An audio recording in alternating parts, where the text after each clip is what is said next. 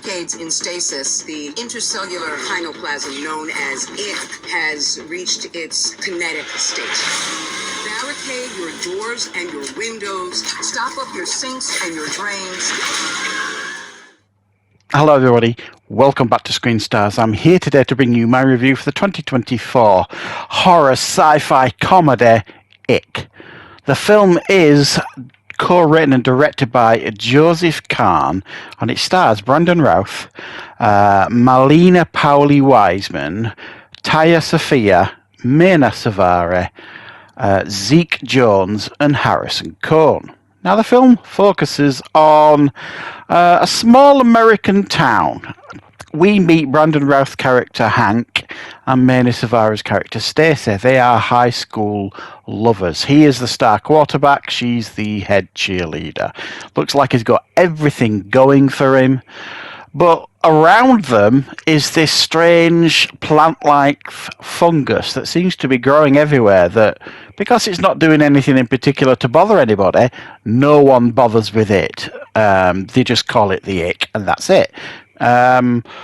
However, he has an accident on the football field caused by the ick that costs him his football career. He loses his girlfriend, Mena Savari's character, and he basically then goes on to be a bit of a loser. It shifts forward to him being an adult now. He is now the science teacher at the high school. His high school sweetheart, Stacey, is married to a rival, I suppose, and his life's going nowhere. However, just at this point, the ick basically comes alive. It has reached its full potential now after being left to its own devices for all these years, for the last decade or two, and it has now become an alien life form that is intent during the night to consume everybody in the town and take them over.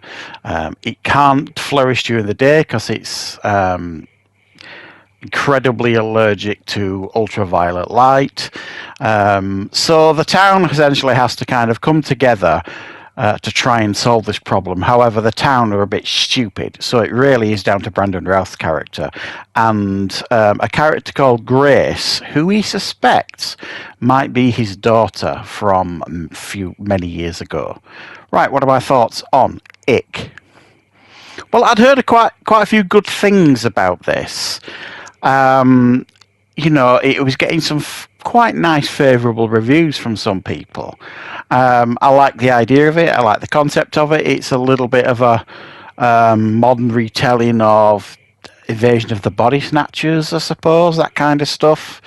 But it's kind of told with its tongue firmly in its cheek. It doesn't take itself too seriously, and those sometimes can be the most fun when you're watching a film like that they don't take themselves too seriously and you can just sit back and enjoy the film. And that's really the best way to describe this film. Is it's an entertaining film that doesn't take itself too seriously. It's quite accessible in a sense of it is a horror, but it's not horrific in a sense of there's not blood, gore, and violence everywhere. There's enough to kind of, make maybe some teenagers that aren't used to horror films maybe, have a little squeal here and there, but there's nothing major here in regards to like scary horror sort of thing. There's a couple of body horror moments here and there, but for the most part, no, it's quite an good entry-level horror film, I would suggest, for like a lot of teens and stuff, which is really who this is made for. It's kind of made with them in mind, but it's kind of also allowing adults in on the act sort of thing and sort of saying, well, you can enjoy it as well. And that's one of its strengths, really. It's not just made for one audience, it's kind of made for all audiences, and there's something here for everybody to kind of enjoy. There's a little bit of humour here, which, while it's not overbearing, it's enough to kind of lighten the mood. There's enough horror here, but like I say, it's not too horrific to put people that don't like horror films off.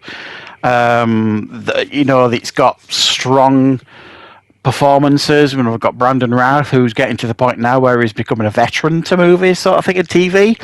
He does a really good job. He makes a compelling lead.